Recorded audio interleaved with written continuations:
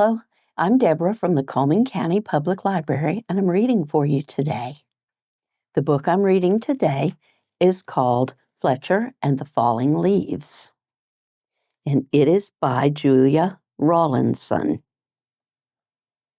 The world was changing.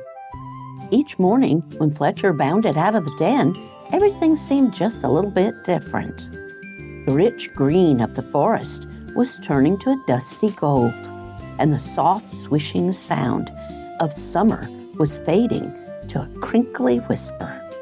Fletcher's favorite tree looked dull and dry and brown. Fletcher was beginning to get worried. "I think my tree is sick," said Fletcher. "What's wrong with it?" his mother asked. "Its leaves are turning brown," said Fletcher.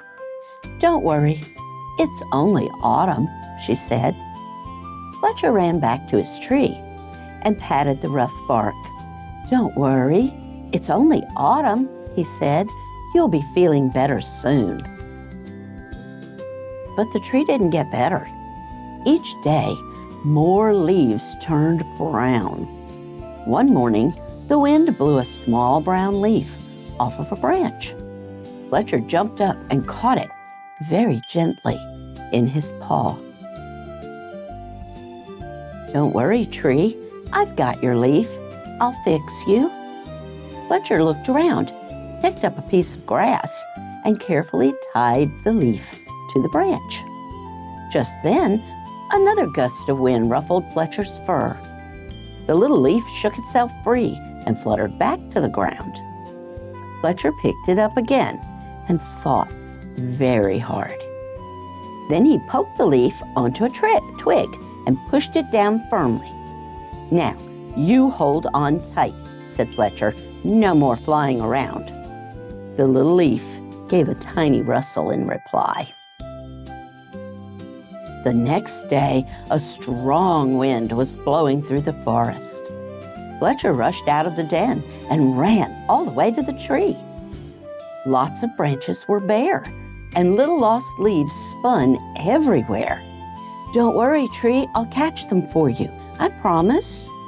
Round and round and round whirled Fletcher after the swirling leaves. "Leaves! Wonderful! Just what I need for my nest," said a squirrel. "But these belong to the tree," said Fletcher. "Don't take them away." "The tree doesn't need them anymore," said the squirrel, bounding off. "Help! Help! The wind and the squirrel are stealing our leaves," cried Fletcher. "Ooh, leaves! Terrific! Just what I need to keep warm," said a porcupine, rolling around. "But these belong to the tree," said Fletcher, plucking leaves from the porcupine's needles. "Not anymore," snuffled the porcupine, and away he rolled. "Help! Help! The wind, the squirrel, and the porcupine are stealing our leaves," said Fletcher. Suddenly, a flock of friendly birds swooped down from the sky. They picked up the leaves in their beaks and poked them onto the tree's branches. Soon the tree was leafy again, and Fletcher flopped down and smiled. "Thank you, birds. Thank you," he gasped as the birds fluttered away. He lay looking up through the leaves at the sky and drifted off to sleep. But the wind continued to blow, and the branches still danced. The leaves shivered and shook themselves and began to wriggle free. They tossed and turned and twitched and twirled and tumbled to the ground.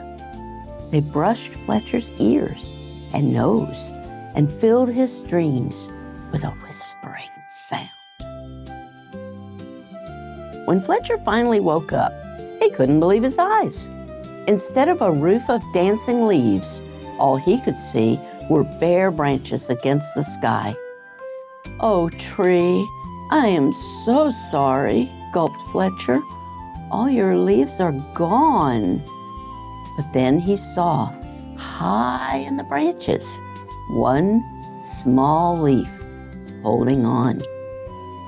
"I won't let the wind steal that one," said Fletcher, and he began to climb. He crawled along to the last leaf and held it firmly onto its branch. All day long, the wind blew. The branch bounced, and Fletcher held tight. "I'll stay with you, Leaf," he said. "Don't worry." But then, with a sudden whoosh of wind, the branch bounced high. With a flip, the leaf let go and fluttered like a flag clutched in Fletcher's paw. Fletcher looked sadly at the leaf he'd promised to save. He carried it carefully down the tree and back to the den. He made a cozy little bed for it and gently tucked it in. But all night long, he could only think of his tree, all on its own. At dawn, Fletcher tiptoed outside. The wind had finally stopped blowing, and the air was cold. The moon still hung in the clear sky, and the pale stars glimmered. As he came to his favorite tree, Fletcher saw a magical sight.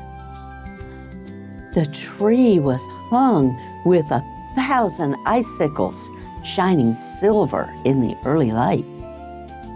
"You are more beautiful than ever," whispered Fletcher. "But are you all right?" A tiny breeze shivered the branches, making a sound like laughter. And in the light of the rising sun, the sparkling branches nodded. Fletcher gave his tree a hug. Then he went back to the den for a nice, warm breakfast. The end.